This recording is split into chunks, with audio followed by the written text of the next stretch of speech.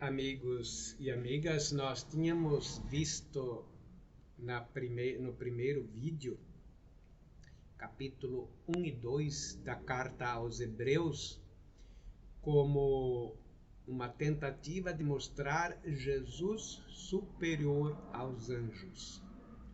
No capítulo 3 e 4, ele vai nos mostrar Jesus superior a Moisés. Vamos lembrar, Moisés é para os judeus o ponto inicial de toda a revelação. Ele é o legislador por excelência. Por meio dele, Deus fez aliança com o povo de Israel. Isto é, no livro do Êxodo, capítulo 19 até 24. Vejamos o que ele escreve no capítulo 3. Eu vou apenas selecionar alguns tópicos. Capítulo 3, versículo 1 em diante. Diz: Assim, pois, irmãos santos, que compartilhais com uma vocação celeste, considerai o apóstolo e sumo sacerdote da nossa profissão de fé, Jesus. Ele é acreditado junto àquele que o constituiu, tal como Moisés o foi em toda a sua casa. De fato, cabe-lhe uma glória superior à de Moisés, na medida exata em que se deve maior honra ao construtor da casa do que à própria casa. Jesus colocado acima de Moisés. Como no bloco anterior vimos Jesus acima dos anjos. E aí ele relata uma parte do Salmo 95, na Bíblia da Ave Maria 94. Ele diz no versículo 7, por causa disso, como diz o Espírito Santo, hoje, se ouvirdes sua voz, não endureçais os vossos corações como no tempo da exasperação. Está fazendo uma referência à passagem do Mar Vermelho, e depois o povo de Moisés ficou com o coração endurecido. E por isto, diz ele, não receberam o descanso. Vejamos o que ele diz ainda no capítulo 3, versículo 12. Ele praticamente reproduziu o Salmo 94, ou 95, melhor dizendo, e no versículo 12 ele diz agora para os leitores de hoje, diz que os leitores antigos não chegaram ao verdadeiro objetivo que era para ser a antiga aliança, chamado isso o descanso. Versículo 12: Acautelai-vos, irmãos, para que nenhum de vós tenha um coração mau, que a incredulidade a parte de Deus vivo.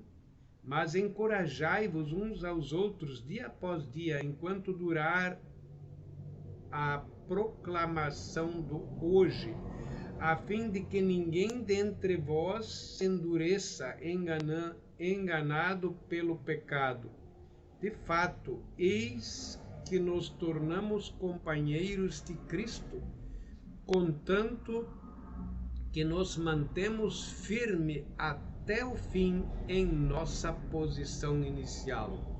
Já que está dito, hoje, se ouvirdes a sua voz, não endureçais os vossos corações como no tempo da exasperação. Isto é como aquele povo antigo lá do Moisés, que depois de ter passado pelo Mar Vermelho, ter feito aliança com Javé, endureceu o coração.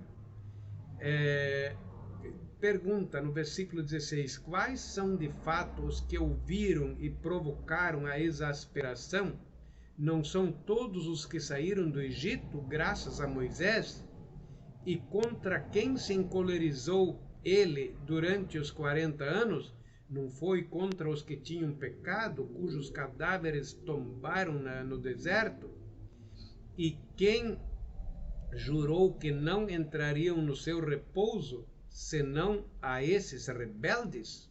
E aí, no capítulo 4, ele começa: temamos pois, enquanto subsiste uma promessa de entrar em repouso, temamos seja algum de nós reconhecido culpado de ter ficado para trás, porque nós recebemos a boa nova tal como aquela gente, mas a palavra que eles ouviram não lhes foi de proveito algum, de vez que os ouvintes não se compenetraram dela pela graça.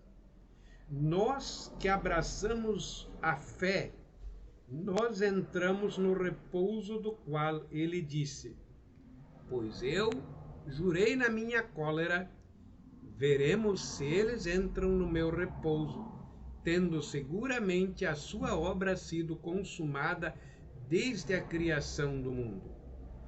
Então, estes da antiga aliança não entraram. Vamos ver em nós agora. Se formos omissos e pecaminosos, corremos o risco de fazer o que eles fizeram. Versículo 8. De fato, se Josué lhes houvesse garantido o repouso, ele não falaria depois disso em outro dia. Este outro dia é realizar em Jesus Cristo aquilo que a velha aliança não conseguiu realizar. Porém, isso não é algo automático. No versículo 11 ele diz: apressemo-nos, pois, a entrar neste repouso, a fim de que o mesmo exemplo de rebeldia dos antigos não arraste mais ninguém à queda. Ou seja, em Jesus Cristo, que é superior a Moisés, vai se realizar aquilo que Moisés e a sua primeira aliança não conseguiram realizar.